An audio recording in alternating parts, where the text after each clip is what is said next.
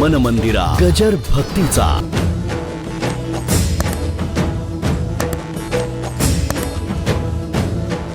बाप मुलाचं जमत नसेल तर मुलाने एक म्हटलं की बापाने नाही म्हणायचं, बापाने एक म्हटलं की मुलांनी नाही म्हणायचं, नवऱ्याने एक म्हटलं की बायकोने एक म्हणायचं, बायकोने एक म्हटलं की नवऱ्याने एक म्हणायचं. याच्यातून आपलं वर्चस्व सिद्ध करणं घरातलं हा भाव आहे. इथे वर्चस्व सिद्ध करायचं नाही आहे, ते सिद्ध कसं आहे ते सिद्ध तत्वातून मांडायचं आहे. आणि हे मांडणारे सिद्ध पुरुष आहेत, नाही का. इथे कुणाचा मुद्दा खंडन करायचा नाही, आहे ते सांगत असताना सहज खंडन झालं तर होऊन जाईल. माझं बोलणं कळलं का? बस. घरामध्ये बायको म्हणाली आज बटाट्याची भाजी करू, बरेच दिवस तो म्हणला नको बा मला, फ्लावरची कर.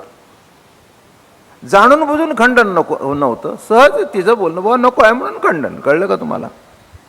जाणून बुजून करणं हा खवचटपणा आहे, जो सर्व घरामध्ये जवळजवळ सासू सुनामध्ये चालूच राहतो. सध्याच्या काळामध्ये सासूला आई म्हणण्याची फॅशन आलेली आहे, पण कोणत्याही सुनेला आई वाटत नाही सासू, आणि सासूलाही ती मुलगी वाटत नाही. फक्त उचकी लागल्यासारखं आई म्हणायचं एवढंच.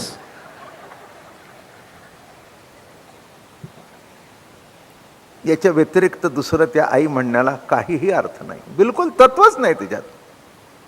हिच्या मनामध्ये तिला मुलगी वाटत नाही, स्वतःच्या मुलीचे दोष पोटात घालेल, मग सुनेचे का घालू नाही? साधं सरळ गणित आहे. स्वतःची मुलगी कशी वागलं तर चालते, हा सून तर कशीही वागत नाही बहुतेक. आता वागणारे आहेत सध्या भरपूर, त्यालाही काही तोटा नाही. काही काही सुना इतक्या खवचट असतात की त्या घरामध्ये सूनच सासू झालेली असते. दोन्ही बाजू ऐका, सूनच सासू झालेली असते आणि सासू ही सून मरून खालच्या मानेने वावरते. परवाची जी गोष्ट सांगितली मी, चौकटची दोरी, तेव्हा एकाने मला विचारलं की म्हणे चौकटच्या दोरीने राजाला मारला, राणीला मारला, म्हणजे तुम्ही एक्का सांगितला, राणी सांगितली, राजा सांगितला, चौकटच्या दोरीने राजा राणी मारलं, मग गुलामाची काय अवस्था? म्हटलं जो आईच्या आणि बायकोच्या मध्ये सापडलाय तो गुलाम. साधं सरळ आहे. ज्याला म्हणजे हा राहिला होता म्हणून सांगून टाका, म्हणजे पत्त्याचा डाव पूर्ण झाला, नाही का. त्याला नेमकं कळत नाही की आईसारखं वागावं का बायकोसारखं वागावं. स्वतःचं मत चालवता येत नाही आणि स्वतःचे विचार मांडले तरी दोन्ही खंडन करतात, म्हणून गुलाम. तेव्हा इथे असणारे बरेच गुलाम आहेत, राजे आहेत, राण्या आहेत, चौकटच्या दुर्या सुद्धा आहेत. म्हणून हे थोडंसं सांगून टाकलं. कशा करता? विषयाला धरून सांगतोय. तिने बोललं म्हणून आडवं पडायचंच, खंडनच, जाणून बुजून. बाहेर जाऊ नको म्हटलं की गेलीच, बरं का. अरे पावसाचे दिवस आहेत, बाहेर जेवलेच. माझं बोलणं कळलं का? म्हणून जाणून बुजून एखाद्या विचाराचं खंडन करणं हे खंडन, आणि सहज स्वभावता खंडन होणं हा सहजता आहे त्याच्यामध्ये. तसं ज्ञानेश्वर महाराजांनी कोणाचं मत खंडन करण्याचं कारण नाही आहे, पण सहज बोलण्यातून त्यांच्यात दिसून येतं. जेव्हा ते म्हणाले कोणी निकृष्ट, कठीण शब्द वापरला, कोण निकृष्ट, हा की ज्यांनी ते कोणे निकृष्टे दाविले अज्ञानाचे बोट. अज्ञानाचं बोट दाखवणारा निकृष्ट कोण आहे? म्हणून ज्ञानेश्वर महाराज तत्वता माया मानतच नाहीत. पुन्हा एकदा सांगतो, नीट लक्षात ठेवा, ही घोकमपट्टी आहे. माया म्हणजेच अज्ञान, अज्ञान म्हणजेच अविद्या, त्याच्यामध्ये आवरण हा भाग आहेच. काय हे त्याच्यातले भाग आहेत. पण आपल्याला माहीत शिरायचंच नाही, अमृतानुभव सांगायचा तर त्या विषयाला हात लावायचं, पण समजावं काय आहे. म्हणून या ठिकाणी महाराज म्हणाले की अज्ञान नाहीच आहे, आहे ते ज्ञानच आहे. म्हणून जग ज्ञान स्फुरते बोलता ज्ञानवादा ते विखुरली होती आते वाचेची.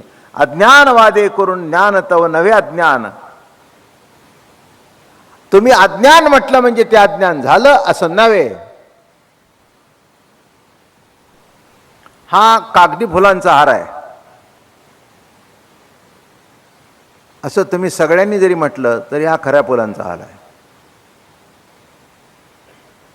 त्याचं मला खंडन करण्याची गरज नाही.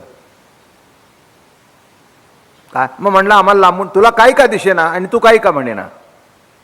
हा कागदी फुलांचा सुद्धा हार अगदी खऱ्या फुलासारखा दिसतो, तरी पण हा हार आहे तो खऱ्या फुलांचा आहे. मग कागदी फुलाचा हार आहे म्हटल्यानंतर तुमच्या बोलण्यातच तुम्ही तुमचं खंडन करून घेतलं. सहज स्वभावता खंडन झालं. करायची गरजच नाही, करायची गरजच नाही. या घरातल्या सुना अशा मजेशीर असतात, त्या साथूचं खंडनच करत नाहीत. खंडन करण्याला नवरा पुढे करतात.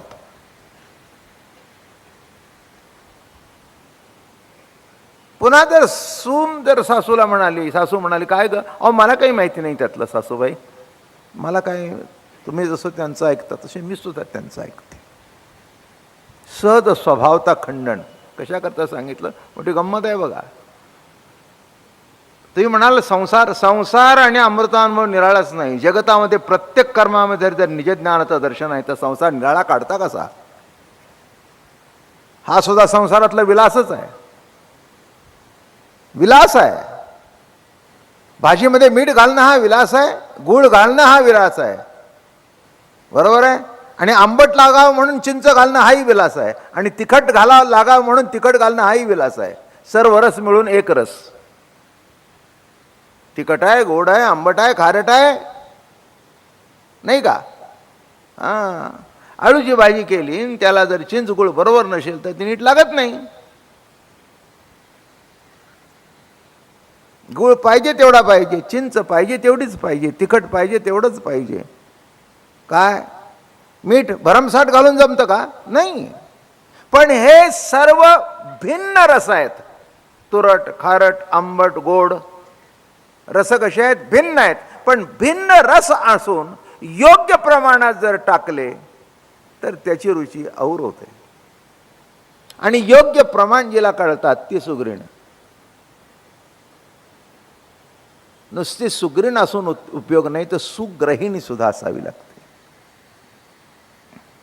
तसं जीवनामध्ये कोणत्या वस्तूचं प्रमाण किती आहे आणि ते कसं वापरावं हे ज्याला कळलं तोच अमृतानुभव कळू शकतो,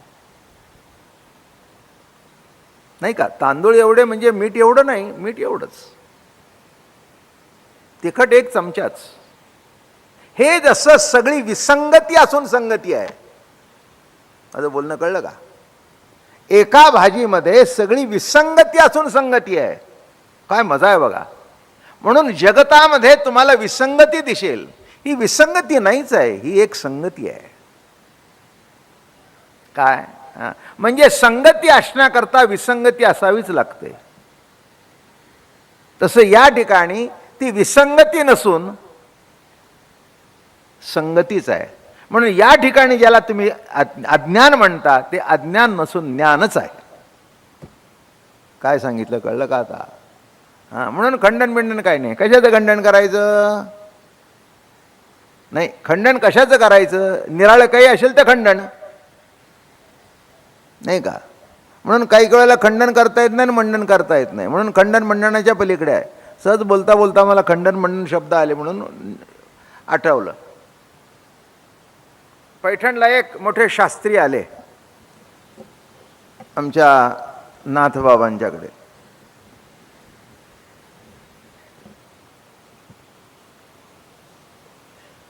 आणि त्यांना काशीपासून सर्टिफिकेट मिळाली होती, मानपत्र मिळाली होती, मोठी मोठी मोठी.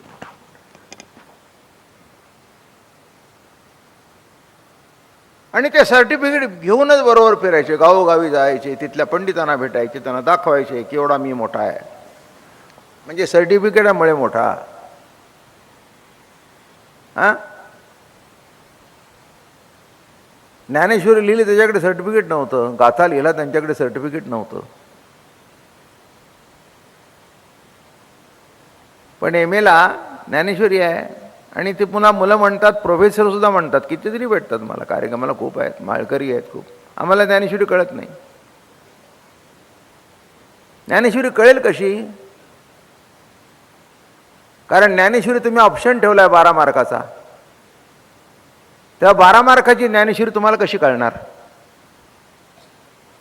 आणि कोणी बघतच नाही, मग काय रे, काय सोडलंस? नाही म्हणला, तो ज्ञानेश्वरीचा 12 मार्काचा प्रश्न होता, तो सोडून दिला, बरं झालं. माझं बोलणं कळलं का? आता काय कळायचं त्याच्यातून? तसंच शास्त्रीला वाटलं मी मोठा आहे, विद्वान आहे, सगळ्याचं खंडन केलं. कोणीतरी सांगितलं, अरे मिजास मारू नकोस, म्हणाले जरा पैठणला जाऊन बघ. ते म्हणले, अरे काय तो नाथ, हां काय त्याला माहिती आहे, मी काशीला जाऊन अभ्यास केला आहे, मी इतका शिकलोय, माझ्याकडे इतकी सर्टिफिकेट आहेत. बरं का? अहो, काशीला गेलं म्हणजे काही जास्ती मोठा अशातला काही भाग नाही आहे. महाराज आमचे म्हणले, काया काशी गुरु उपदेशी, तारक मंत्र दिला आम्हासी. काया काशी गुरु उपदेशी. अरे काया हीच काशी आहे. गंगेमध्ये बुडल्यानंतर तू पवित्र होतोस, तसं तुझा मीपणा हे कायारूपी काशीमध्ये बुडल्यानंतर तुझंही जीवन पवित्र होऊन जातं. साधा सरळ अर्थ आहे, जास्ती अवघडात जाण्याची गरजच नाही. हे अवघड नाही आहे, अवघड करून सांगितलं जातं, हेच वैशिष्ट्य आहे. तेव्हा आले ते विद्वान, पगडी बिगडी, करवती काठी उपरणं वगैरे, मिशा मोठ्या, झुपकेदार मिशा रुबाबमध्ये आले. 2-4 चेले बरोबर, ते बाळ बरोबर, बरं का? हां, आल्याबरोबर नाथाने आपला साष्टांग दंडोत घातला. नाथाने साष्टांग दंडोत घातल्यानंतर त्यांना असं वाटलं मी अजून उंची वाढली. त्यांना हे कडवं माहिती नव्हतं. नम्र झाला भूता तेने कोंडिली आनंदा. तुकाराम महाराजांना कोणीतरी विचारलं की आपण एवढे मोठे झालात, आपल्या मोठेपणाचं भांडवल काय, कोणत्या भांडवलावर धंदा उभा केला, काय भांडवल आहे तुमचं? बँकेकडून लोन घेतलं का, सासऱ्यांनी दिलं का, तुमच्या वडिलांनी दिलं का, तुम्ही स्वकष्टाने उभं करून धंदा उभा केला? तसे नाना प्रश्न असतात. जसं तुकाराम महाराजांना विचारलं, तुम्ही आकाशा एवढे झालात ते कसे झालात? ते म्हणाले, पाया पडावे हे माझे भांडवल. किती सुंदर शब्द आहे. पाया पडावे हे माझे भांडवल. माझं भांडवल मोठेपणाचं आहे, कारण मी कुणाचा पाया पडावं आणि कुणाच्या पाया पडू नये असा कधीच विचार करत नाही. दिसलं की नमस्कार करू, कारण माझ्या दृष्टिकोनातून यच्छावत जीवमात्रामध्ये प्रभू सत्ता नटलेली आहे. हां, काही वेळेला ती विरोधातून सुद्धा येते, त्याला पर्याय नाही आहे, त्याचा स्वीकार करावाच लागतो. कारलं जर खायचं असेल तर त्याचा कडूपणा स्वीकारावाच लागतो, त्याला पर्याय नाही आहे. त्याला काही पर्याय आहे का दुसरं? नाही. तसं आले, नाथाने बसवलं, आदर सत्कार केला, राहण्याची सोय केली.